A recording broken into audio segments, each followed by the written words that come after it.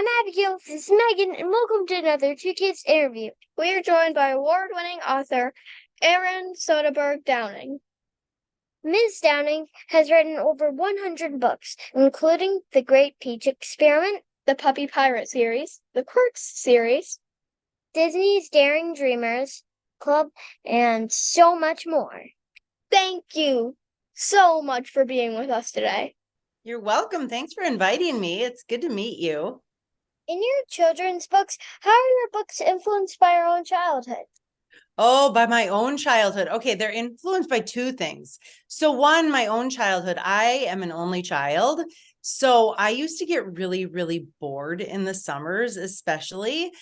So I was a big reader because that's one of the ways that I could sort of escape my own hometown and have fun adventures during the summer and spend time with other people other than just myself and my made up characters. So I became a big reader, and that's what made me become a writer. Is I write the kinds of books that I most like to read when I was a kid.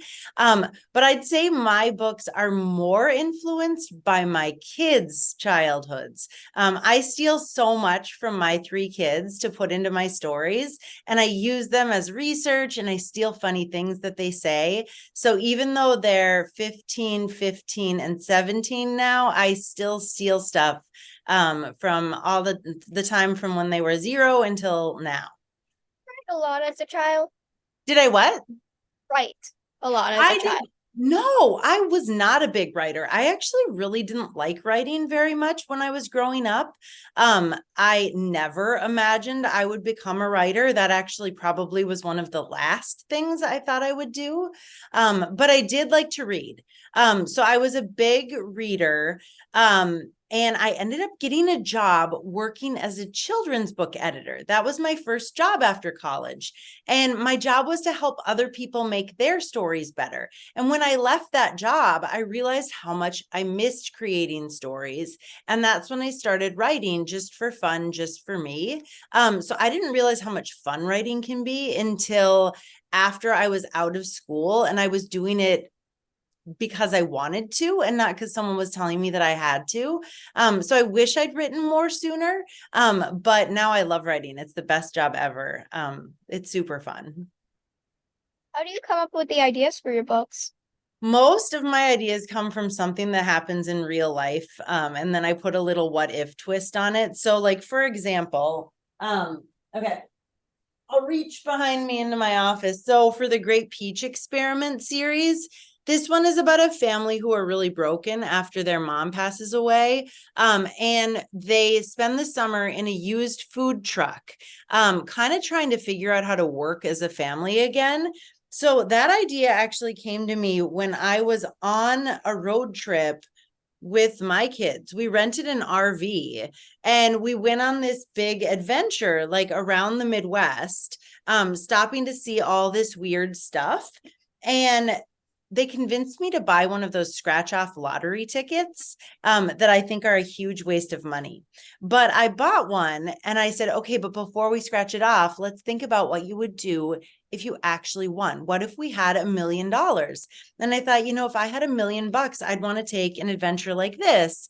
And so I just put sort of a different twist on it. And I threw this family into a food truck instead of into an RV. And that's where the idea for that series came from. So most of my stories come from something in real life, just giving me that little initial spark. And then I try to think about how to make it a little bit more interesting.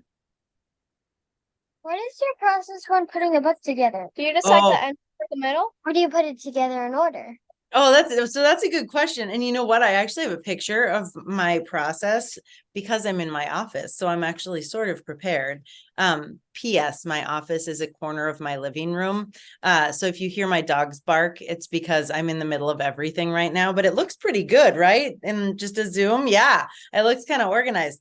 Okay. So what I do is I actually think about every scene that I want to write in a story. And I try to sort of put them onto note cards, kind of coded by like, okay, this scene is in the woods, or this scene is where she's exploring. And I start to kind of move them around almost like a jigsaw puzzle. And if there's a card that I'm really not excited about writing, and I think, that looks super boring, then I take that card out and I replace it with something else. So yeah, I put my books together a lot before I start writing. And then if I get really stuck, I'll skip over some stuff and I'll write a scene I'm really excited about just to get me back into like the enthusiasm for the story. So yeah, I plan my books a lot before I start writing. Otherwise they end up pretty boring. And nothing really happens. So I have to kind of figure out what I want to happen before I ever start writing. Most authors write for one age group. You write for everyone. Is that harder? I think it's easier because some days I'm just not in the mood to write something. So I'm usually working on like 3 or 4 different story ideas at a time. And maybe, I'll be coming up with ideas for one, and I'll be coming up with an outline for a different one, or I'll be revising a third. So by writing for different age groups, it can kind of keep my head in like little different piles of ideas. So that's why I write for all different ages. But my favorite ages to write for is probably like 7 to 14-year-olds. Because I kind of feel like I stopped maturing when I was about 12. So I really feel like a 12-year-old at heart. That's kind of my favorite spot to write for. Tell us about a time where you were doing something and you noticed someone or something and thought, I need to put that in a book. Yeah, okay, let me think. There are so many kids I meet. I do a lot of author visits at schools, and I will meet kids and they will say things and I just think I know exactly who that character is. Even though it's like not who that kid is, the way that they say something to me, oh gosh, I can't come up with a specific. You're catching me without being ready for this one, but I definitely steal little pieces of kids that I meet at school visits and things that they say. And I often steal names from kids I meet. I'm like, ooh, that's a cool name. And so I will jot it down in my notebook so that when I'm trying to think of a character name, I'll be like, oh, remember the time I met that kid whose name was Piper or whatever. And then I'll just throw it into a book. I'm curious, are you guys writers or are you more readers, would you say? I'd say I'm more of a reader. I like making comics, but otherwise, I'm more of a reader. Oh, no, I admire you. I can't really make comics. That's the one thing that I haven't really tried. I kind of want to try to turn Puppy Pirates into a graphic novel. I think that'd be super duper fun. But it sort of terrifies me to write something so different, but it might be something I play around with a little bit this summer. If you do write that, then I would read that. Wouldn't it be Me too. great? You write books under different names. Why do you do that? Okay, so now I don't. Everything I publish moving forward, I'm going to use my whole name. So Erin Soderberg Downing. So that was my name before I got married. That was my last name after I got married. The whole name is my real name. So I first started writing young adult romance novels, and I used the name Erin Downing. And then I wrote the Quirks, which was a lot younger, about this magical family. And I thought, gosh, I don't want kids who read the Quirks to suddenly pick up one of my teen romance novels and think, oh, I bet I'll like this just as much as I liked the Quirks. So I thought I'll give myself 2 separate names.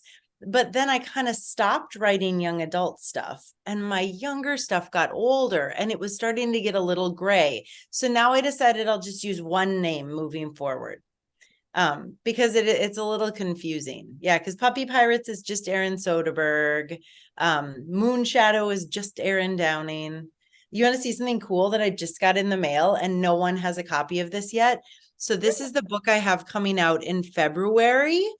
It's about 100-mile hike that this girl and her mom do along the shore of Lake Superior. So this is what's called an ARC. So it's an advanced review copy. And it's the book in like fake form, but here's something really cool. Okay, so first of all, this book was based on 100-mile hike my son and I did together. I wanted to make sure that I knew how a hike like this would feel. But because this part of the country is a little unfamiliar to some people, we're all from the Midwest. they made maps for the book so that people can figure out like where they are, because their hike takes them along the shore of Lake Superior. So anyway, I'm just looking at that and getting pretty excited about getting those out into the hands of people. After you finished your first draft, how much do you revise the book? I revise a lot. I will say though, now that I've sort of discovered this method, the like prepare it and plot it out method, I actually do a lot of my revising before I start writing. So I have a really, really good sense of what's going to happen in each chapter before I start writing. But there are times when I've rewritten the whole book. So like the Great Peach Experiment, this book I changed over 20 times. I completely rewrote it. There was a fourth kid in the family that doesn't exist. In the first couple drafts, actually, the mom was still around. But in this book, it's all about them trying to recover after she's died. And so sometimes big things change from first draft to last. So I make big changes sometimes, but let's see, Controlled Burn, which is probably the book that I connect with the most. So this character has a lot of anxiety and a lot of things that she's afraid of, which is a lot like me. This book, I thought about it for over 15 years before I started writing. So by the time I started writing it, I actually wrote almost a perfect, what I considered a perfect draft, in just over a month, because I had been like preparing for it for so long. So every book is a little bit different. I never know how long it's going to take and how many drafts it'll take me to get it right. Writer has had the most influence on you? Oh gosh, I'd say probably Beverly Cleary or Judy Blume or Anne M. Martin. So I loved the Ramona series growing up. I loved the Fudge series growing up, and I'm a huge Babysitters Club fan. So those are sort of the three series that shaped me as a reader and now have shaped me as a writer. And I just love that those three authors are really good at putting some sad stuff into their stories and like hard things, but they do it all with a lot of humor too. Because I don't really like to take life too seriously. That just makes it harder. So those three are really good at making books that really like hit you in the heart, but also can make you cry sometimes. What advice do you have for young people who want to write? The best advice I can give anyone is to read as much as you can. So that's how I still get better as a writer, is I read, and I read a lot of different kinds of books. So I read graphic novels, I read comics, I read nonfiction, historical fiction, and I pay attention to what it is that I like about a story, or how an author has put their book together, or, how they've described their characters. So I read like a writer, meaning I read pretty carefully when I'm reading books. So if you don't read the kinds of books that you want to write, you're probably not the best person to be writing in that genre. So I write the kinds of books that I most like to read. So I almost exclusively read kids' books because I think they're better than books for adults. That's big advice. Do you also have a smaller tip? Something you do in your writing that maybe a lot of people don't? Let's see. One thing I try to do is, so getting stuck, I know, is a problem a lot of people have. So I like to leave myself, like when I finish writing in a day, I try not to kind of wrap things up and feel like, okay, I feel really good about where I ended today.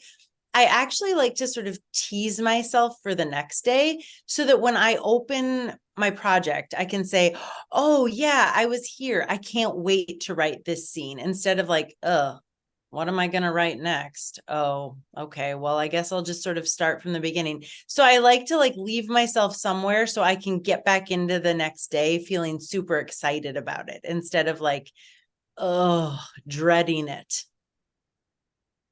We heard a rumor that you might be coming to this Chicago area, where we are in the spring. Can you tell us about that? Okay, I'm working on it and I'm hoping I can make it happen. But so in the fourth Great Peach Experiment book, which I don't have a cover of it, but I'll show you the third. Okay, so All right, so this is the third book in the Great Peach Experiment series. And FYI, you can read any of my series in any order because I was a big series reader as a kid. I was frustrated when I couldn't find the next book at the library. So I make sure that these can all be read on their own. So this is the third book. And in the fourth book in the Great Peach Experiment series, it is about a ship festival on Lake Superior. And the headline act of this ship festival is the world's largest rubber duck.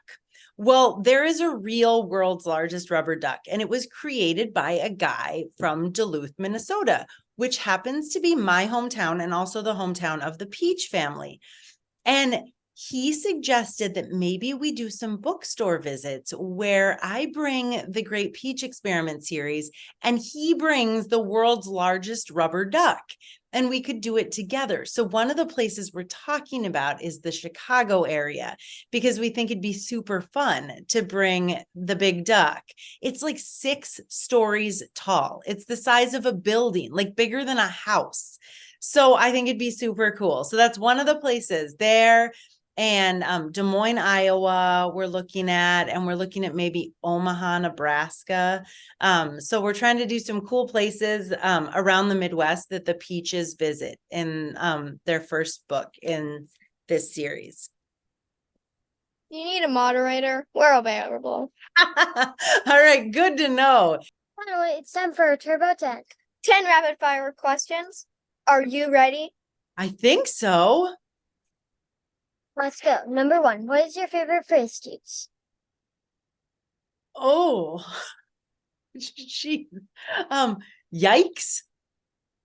Number 2. What is one subject you'd love to learn more about? Oh, history. Number 3. What is your go-to snack food? M&Ms. Number 4. What was your favorite book growing up? Ramona Quimby, age 8. Number 5. If you could teleport somewhere right now, where would you go? Ooh, Hawaii. Number 6. If you could have any superpower, what would it be? I'd want to fly. Number 7. What's your favorite cartoon as a kid? Scooby-Doo. Number 8. Or the Flintstones. What was your favorite rainy day activity? Reading. Number 9. If you could have any 3 donor guests, who would they be? Ooh, oh gosh. My grandpa, who is dead, unfortunately. Can I use fake characters? Sure. Luna Lovegood from Harry Potter and Shakespeare. That'd be quite the dinner party. Number 10. What's the best piece of advice you were ever given? Be yourself. You did spectacularly. Thank you so much for doing that. And thank you so much for spending this time with us. We can't wait to read your future books. Thank you so much for having me. It was good to meet you guys.